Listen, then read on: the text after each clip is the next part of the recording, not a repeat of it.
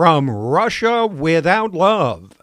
From the moment Donald Trump was elected president, stunned Democrats and leftists who were certain that Hillary Clinton would vanquish the bombastic billionaire looked for reasons why she lost an election she couldn't possibly lose.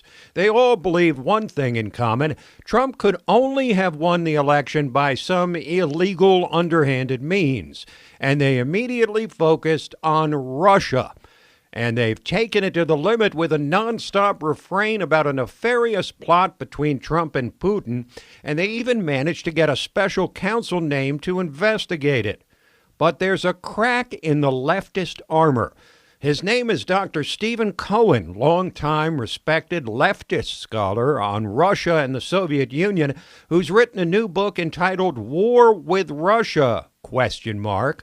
We spoke with him in a wide-ranging interview, played you the first part last week, when he said he studied possible collusion in depth and found no evidence of it. So now we present the rest of the interview, which attracted a lot of readers on LibertyNation.com this week. Dr. Cohen said the indictments and convictions of former Trump associates such as Michael Flynn and Paul Manafort have nothing to do with collusion or even Russia. When you look at the indictments, look at the two indictments. One is for lying to the FBI, which is I got you crime, right?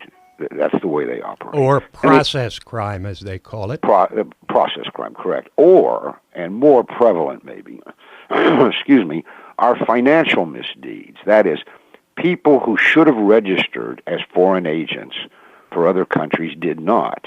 But I would bet you that there's 1,000 political operatives in Washington, Americans, who represent foreign governments who are not registered, though a lot of them ran off and got registered as soon as they saw these indictments. You probably read about that. Yes, so this is another thing that people have been doing for years. It's a very lucrative business. What Paul Manafort, who's going to prison, did, and they don't file, they get a lot of cash changes hands. They use foreign accounts. They don't pay their taxes fully. This is, it's bad, but it's jaywalking when we're talking about, wrongly, some kind of conspiracy between Trump and the Kremlin.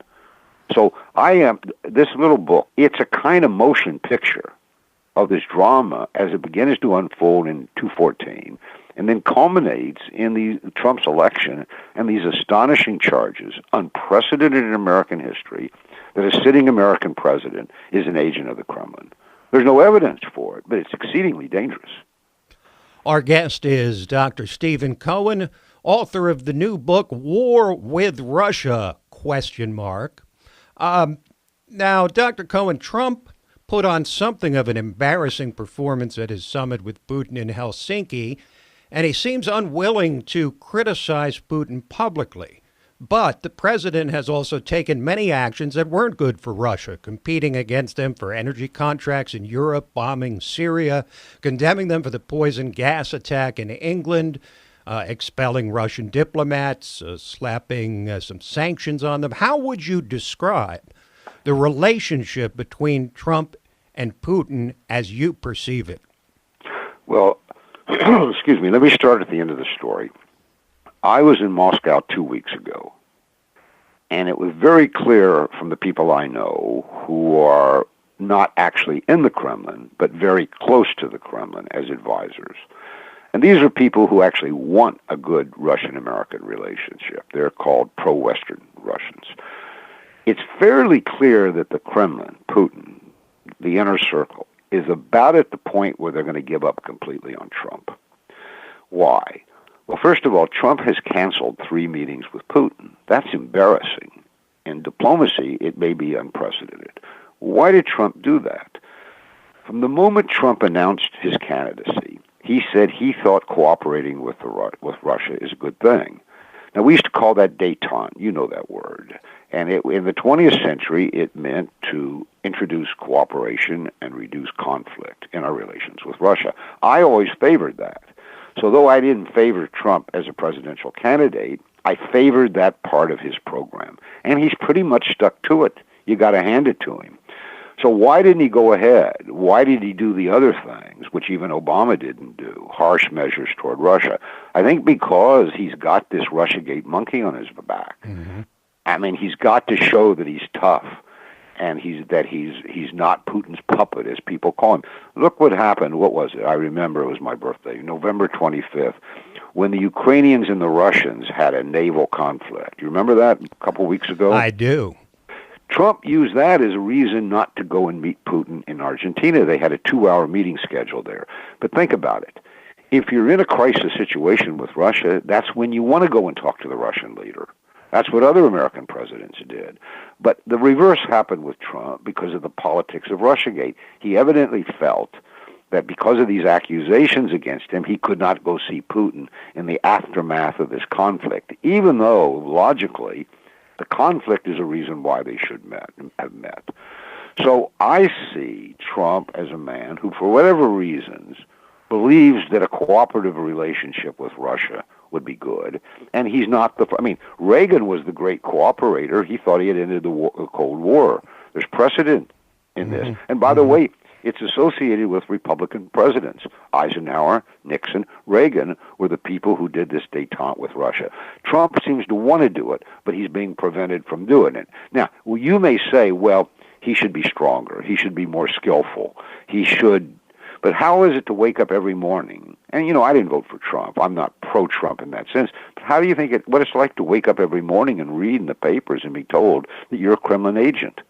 I mean, what's it like for his kids and his family and his wife? This is really unprecedented. That's what you've got to understand. Now, you're working against the grain. Yep. In progressive circles where you spent most of your career, your work with The Nation, you're a contributing editor. You've written for it for years. I'm curious about the reaction of your progressive friends at The Nation and elsewhere to your criticism of the left's narrative about Trump-Russia collusion. Well, I mean, you probably know the answer. They don't like it. I wouldn't call them friends, but it is true that I sort of I haven't been politically active that much in my life, but I have lived on the so-called liberal, progressive, democratic reservation most of my life. What complicates it is that my wife, Katrina vanden Heuvel, is the editor of The Nation. Mm-hmm.